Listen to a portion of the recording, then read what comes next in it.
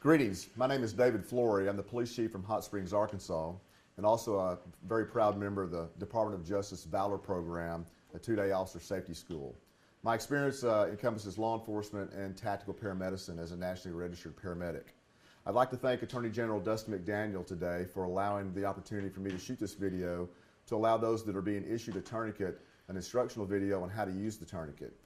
As you may know, Dustin McDaniel made a promise last year at the Attorney General's conference that those of you that are attending today would be issued a free soft T tourniquet. So I'd like again to thank Dustin McDaniel for his service and what he's doing for law enforcement in the state of Arkansas. Police officers across America have been dying at an alarming rate for the past several years. Many of those officers fall victim to heart disease and other medical maladies, but many are injured or die at the hands of those in society that desire to hurt those of us that work in law enforcement. For example, between 2010 and 2013, over 500 officers died in the line of duty. Over 400 of those died of traumatic injury from gunshot wounds, stab wounds, vehicular accidents, and a variety of other means. Anecdotal evidence reveals that a portion of those 400 might have survived with better training and better equipment. Many successful methods and tactics employed in modern law enforcement today were adopted from programs first tested and proven successful by the United States military. One of the most important of those programs copied from the armed forces is their highly effective casualty care program designed to mitigate injuries and death on the battlefield. The Tactical Combat Casualty Care Program, implemented by the U.S. Army Ranger Regiment after the Battle of the Black Sea in Mogadishu, Somalia in 1993, has made a significant difference in the reduction of the number of soldiers killed in combat during the Iraqi and Afghanistan theaters. Shortly after, law enforcement across the U.S. began adopting a similar model of casualty care, known most commonly as self-aid buddy aid, or SABA. One of the most important aspects of both the military TCCC model and the civilian law enforcement SABA model centers around the use of specially designed and commercially made tourniquets used to stem the flow of blood from extremity wounds caused by penetrating trauma, such as from gunshot wounds or edged weapons. Two specific tourniquets are approved by the military TCCC Research Committee, the Combat Application Tourniquet, or CAT, and the Special Operations Forces Tactical Tourniquet, WIDE, or better known as the Soft TW. Although both tourniquets share similar design features and work to control extremity bleeding, the rest of this training video will focus on the Soft T WIDE tourniquet specifically. Okay, stop. So first, let me discuss some of the features of the Soft T WIDE tourniquet.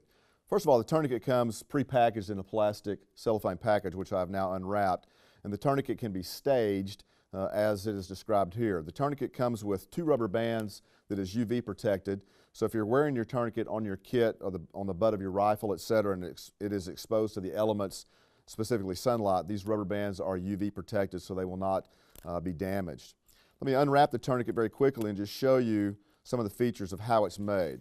First of all, the tourniquet is just basically a loop strap made of very, very heavy-duty nylon in a thin model of nylon and about an inch wide, thus the Soft T WIDE designation. The tourniquet basically has just a couple of key features. One is the windlass, this metal 5-inch rod which is used to tighten the tourniquet once it's applied. The tourniquet has what's known as a tag end or lead end.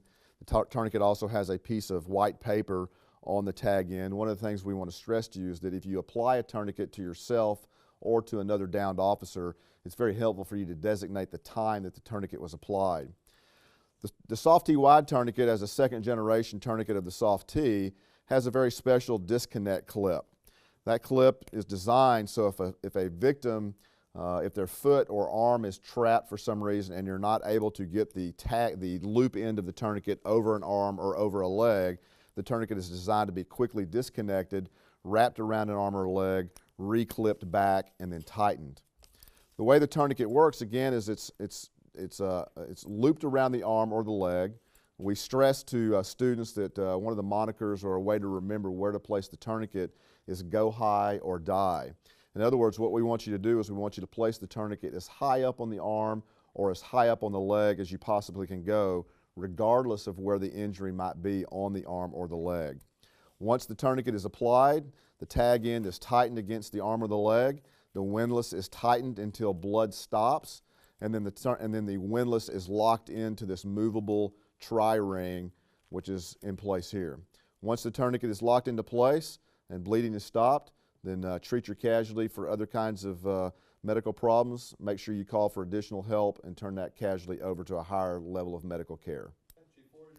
So one of the things we'd like to stress is that if you're applying this tourniquet one-handed to yourself, there's really no way to do it wrong, but there's one way to do it more correctly than the other. For example, if you're going to loop this tourniquet over your arm, you have to assume that this arm is damaged and injured, is not able to be used. So you must use the other arm to tighten the tourniquet. One of the easiest ways to tighten it is to, when you put it on, make sure that you take the tag end where the tag end is being pulled toward the inside of your body, as opposed to the tourniquet being placed this way, to where you're having to pull the tag end out like this. So again, if you're putting the tourniquet on one-handed, put the loop through your arm, go as high up on you as you can, tighten the tourniquet. You can cheat with your other hand, tighten it up as tight as you can get it. If you can, try to keep the windlass on the top to where it's easy to reach to. Tighten the tourniquet until blood stops. Usually it takes 3 or 4 turns. For demonstration purposes only, I'll go a couple of turns. Take the windlass, lock it into the tri-ring, and you're good to go. So Chris Harrison, a senior here at Lakeside High School, has agreed to be one of my victims for purposes of demonstrating how to put the tourniquet on someone else, a downed officer, if you will. Using the tourniquet two-handed doesn't make any difference how I place it on from the tag end, as I was describing with one-handed. I can place it either way because I'm going to be able to use both of my hands. So I'm going to place the tourniquet on a downed officer or an injured officer. I'm going to put it as high as I can go. Again, go high or die. I'm going to tighten the strap as tight as I can get it, keeping the windlass where I can reach it. I'm going to tighten the tourniquet 3 or 4 times until bleeding stops and or I cannot feel his distal pulse any longer. I'm going to lock the windlass on the tri-ring, make sure it's tight. That's all there is to it. So the application of a tourniquet on someone's leg is really no different than on someone's arm. Again, one-handed or on my, if I were a downed officer myself, putting the tourniquet over my own leg would be very easy with 2 hands. For demonstration purposes, again, we're going to use Chris here as our downed victim actor.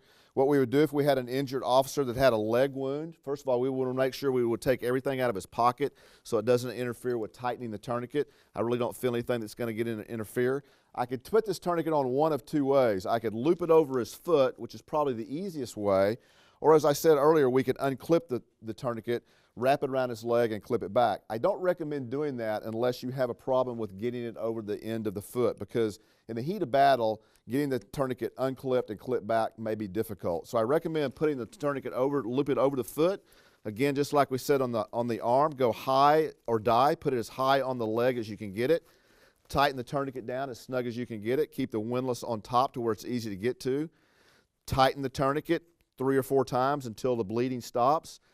Put the tri-ring over the top of the windlass. Make sure it's tight. That's all there is to it. So that's our training video for today. Again, I'd like to thank Dustin McDaniel, Attorney General for the state of Arkansas, for providing the tourniquets for those officers who are here at the conference today. Be safe out there. If I can answer any questions for you at all, you can reach me at dflory@cityhs.net.